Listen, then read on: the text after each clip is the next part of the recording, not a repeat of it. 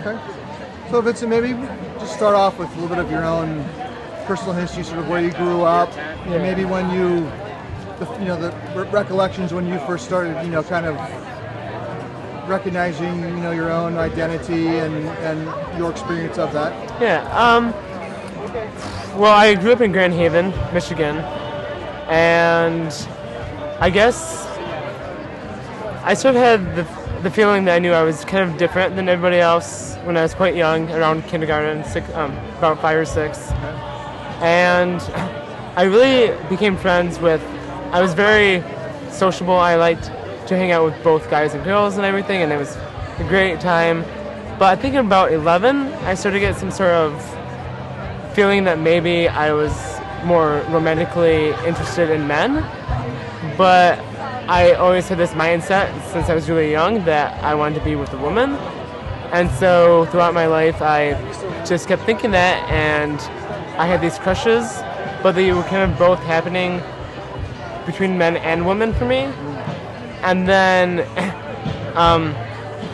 about sometime a little bit more than a year ago, I felt like my subconscious just really wanted to experiment with men, and so I sort of accidentally went on a date with a guy, but not really accidentally, because my subconscious was like really wanting me to go for it. And I had a great time, and then I realized that was who I was. And then I came out to my best friend from Grand Haven first, and then to another friend, and then to my mom. And the family took it pretty all right. It could have been a lot worse. It could have been better, but being raised Catholic, I definitely understand the process that my parents and family go through, and I'm willing to wait as long as they're willing to wait to, just have it be a part of their life. And yeah, it's been pretty good. Were there any support groups or organizations or entities that were around that maybe helped in that process when you first came out that you could utilize? Well, about the beginning of last year, I started going to a spiritual center called C3 in Spring Lake, Michigan. And they're very accepting of and from anybody's sexual orientation. And they have lots of other core values that I really appreciate and share with them. So I guess I knew that if I needed a place to go to, I could do that. I knew about SAFE at Grand Valley State University, and about how supportive they were, and about the LGBT Resource Center at Grand Valley. And if I had to go someplace, I knew that I could go there for for being safe. So I wasn't really worried about a place I needed to go to if I had to. And when did you first enroll at Grand Valley as a student? And what's been your experience in terms of the climate on campus for students who identify as LGBT? I became a student about 3 years ago, fall of 2008, and I feel like the environment overall at Grand Valley is pretty accepting. I've never really seen any kind of derogatory statements or any huge bullying or harassment towards the LGBT community. So I feel like it's a pretty safe environment to be at if you are part of that community. Okay. I mean, obviously in West Michigan, there is a substantial influence that sort of the religious right has. Yes. Both individuals and institutions, and some of those folks have also been very public about their position on LGBT issues and have even funded anti-gay campaigns. Yes. I mean, have you had any experience in sort of dealing with that, or just what's your observation, just knowing that that's a reality here in West Michigan?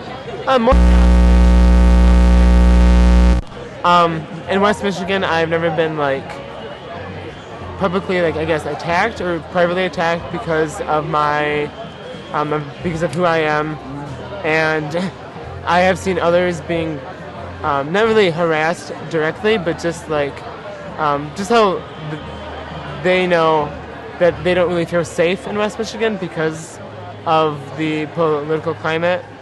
And I knew lots of people from Grand Haven, where I grew up at high school, who didn't really feel that comfortable about it, who took them a while to come out. And so, yeah, I mean, I've never felt, I guess, scared or like worried about who I am in West Michigan, but I definitely know that's not the most embracing of communities towards the LGBT community. I recently read a book by Vicki Eckler called Queer America, sort of a people's history of the LGBT community in the United States. All right. And one thing she identifies in the book as sort of a interesting dynamic, especially since Stonewall, is that there's been kind of this internal tension within the LGBT community between folks who are maybe more interested in just assimilating into kind of American culture in general, and folks are saying, no, it's not enough, we're more interested in kind of broader liberation struggles or justice struggles in general. And what do you think about that? And have you sort of seen that tension yourself? Yeah, I mean, I feel like the struggle is not just. I think I understand what you're asking. Correct me if I'm wrong, but like I believe it's not just an LGBT one kind of group struggle, because there's so many other kind of groups in LGBTs. There are racial minorities, worker minorities. There's a huge religious minorities in that flux. So you need not just to correct the LGBT problem, it's an interconnecting web, and it's a huge set of problems. And there needs to be, not that there's one solution to fix all that, but you definitely need to see the underlying factor that's hindering all of these groups, because there's lots happening there. Okay. Right. I mean, the intent of this project is to try to document and demonstrate that there is a substantial kind of LGBT history in West Michigan, that there's been gains have been made and those kinds of things. Yeah. How important do you think it is for people to recognize that, like any community, that there is this history, and that there's maybe importance of being aware of it and maybe learning from it? Well, I feel like with any kind of group or any kind of process that's been going on, you need to know how it started and what the struggles and accomplishments they've made throughout time, and through that you can see how much to the extent there's been oppression, and how much they've had gone through to get to where they are today. And by seeing what they've gone through, you can respect them a bit more and maybe have more empathy towards them. And that's really you see that with the civil rights movement, with the racial minorities in the mid-'60s, early '60s. You can see that with really every kind of the women's movement. That's still ongoing. You can definitely see the timeline and the progress that's been made. Okay. Well, maybe the last question is, again, thinking about this as a history project, and that maybe students 20, 30 years down the road would be seeing these interviews, looking at this documentary. Students maybe who are at the high school level, and maybe those students are also sort of struggling with their own identity, and how to make sense of that. What kind of words or encouragement or message would you have for young people down the road who might be trying to come to terms with who they are and what that means? Well, I feel like for me it's a lot easier to come out than it was 30 years ago from now, so I hope it's even easier for someone to come out 30 years from now to come out.